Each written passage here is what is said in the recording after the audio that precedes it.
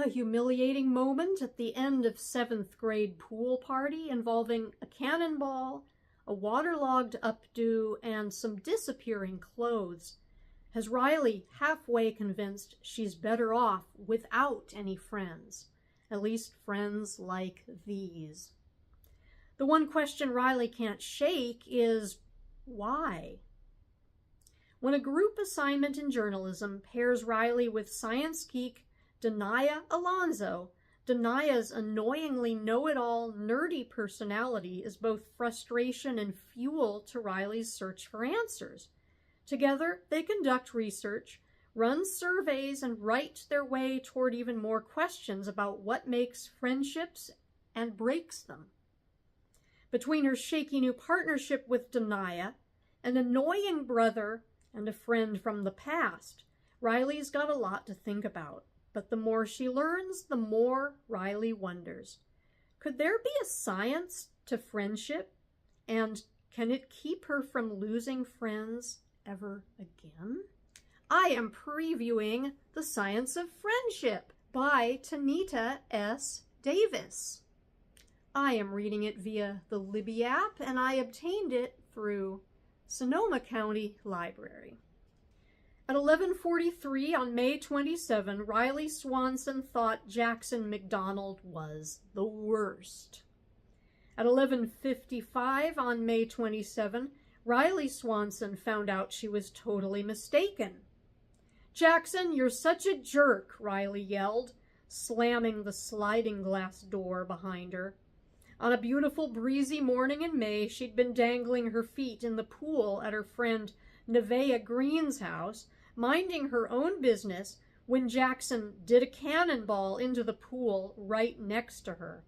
One big splash, and Rylee's classy top knot and side-swept bangs were wrecked. While Jackson laughed and high-fived the boys around him, Rylee did a fast walk into the safety of the house, but it was too late. There was nothing to save of her cute updo. It wasn't even up anymore, but a falling down mess of sad, saturated kinks. "Snot-headed jerk," Rylee muttered. Grumpily, she located her duffel bag among the messy piles of her classmates' bags on Nevaeh's floor and tossed it on the end of the bed. She touched her hair again and sighed. She'd spent so much time making it look cute, and for nothing. "Ignorant, big-headed clown," Rylee fumed, giving up on her hair and struggling to get out of her totally drenched suit. At least the whole class hadn't been there to witness her humiliation. Not everyone had been invited to the party, and the few girls Rylee knew best had gone off somewhere, probably together, which was why Rylee had been sitting alone by the pool in the first place. It could have been worse. Though Rylee knew many of her classmates at Segrist, where she attended, she hadn't known the people around the pool very well. Now that she'd been splashed, she was glad she'd been sitting alone. If the girls she hung out with had been there, they would have noticed Jackson's cannonball, and they might have laughed at her. As it was, the boys would probably lure Jackson into playing Marco Polo or have another water fight in a few minutes, and they'd forget all about her. And if Rylee was already forcing herself to look on the bright side, she should be grateful that she was alone in Nevaeh's pretty, ruffled bedroom with the built-in dressers, matching princess bed and framed posters on the wall. Nevaeh, who had transferred to their school mid-year in 6th, could be super nice sometimes, but today wasn't one of those days. Rylee had already seen her exchanging meaningful glances with Aaliyah when she'd arrived, and Rylee had heard Charisse whispering to Rosario to look at her bathing suit. Rylee wasn't sure what was up with everyone that day, but she was just as glad not to have an audience now. The one piece with the bike shorts and skirt that the sales lady had called a swim romper was mostly baggy and modest and all the other things Mom liked, but when wet, It somehow still managed to stick to her like a ruffled black suction cup. Getting it off was not graceful. Getting it off a chilly body, it really wasn't warm enough for a pool party yet, was even worse. After a lot of wriggling and puffing, Rylee rolled the soggy suit into her towel with a defeated sigh. Mom and Rylee had only found an okay suit in her size, but her hair had looked amazing. Now, thanks to stupid Jackson, she'd have to spend the next 10 minutes in the bathroom blotting the water with a microfiber towel, uncoiling the kinks, and pulling her hair back as tightly as she could into a plain old everyday ponytail until she could get home to rinse the chlorine out. Rylee grabbed the zipper of her duffel bag and yanked, and stopped.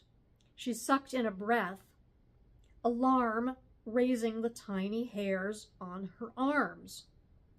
There was her lotion, her deodorant, and her wide-toothed comb. There was her coconut mist body spray, which smelled so good it always made her hungry. There was the little wallet that held $5 in quarters for the bus, her hair bands, and her super shiny Shimmer Smile lip gloss. The rest of the bag held nothing. No bra, no underwear, no shorts, no long red t-shirt, nothing. Baffled, Rylee checked the side of the bag, assuring herself that the familiar pink and white stripes and anchor decal were actually hers. She frantically rifled through the piles of towels and jeans on the floor. Maybe someone had opened her bag thinking it was theirs and her clothes had fallen out? No? Eyes wide and agitated, Rylee looked in the bag again. Nothing. Rylee walked in a tight circle, gaze darting from the bag to the door and back. She clutched her clammy swimsuit. She just couldn't stand there. What if someone came in while she wasn't wearing clothes? Rylee wrapped her arms around herself, aware of just how little of her own body she could cover.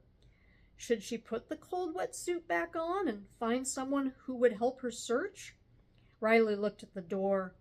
She could stand behind it and lean out and maybe whisper shout for Rosario or Aaliyah to come and help her. Nevaeh was the hostess, so she was probably busy helping her mom, and Charisse, well, she was sometimes a little salty when you asked her for favors. Could she even get back into the suit when it was wet? Mrs. Green was in the kitchen, but no, this was embarrassing enough. Rylee looked at her bag again and then at the haphazard piles of other bags on the bed. All of them were zipped. This was so weird, but it couldn't be what she was thinking. Nobody would do something like this on purpose. Rylee dropped to her knees and peered under the bed. From behind her, there came a muffled noise. Creak. A chorus of giggles. No. Oh no. Rylee's wet skin pebbled with goosebumps as she wrapped her arms around herself, trying to hold herself together. Her chest burned as she fought for air. Coming stiffly to her feet in the middle of the room, someone was watching. Someone was there while she crawled around without clothes, and whomever it was, they were laughing at her.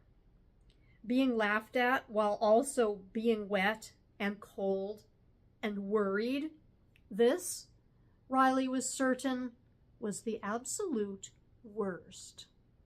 And this has been a preview of The Science of Friendship.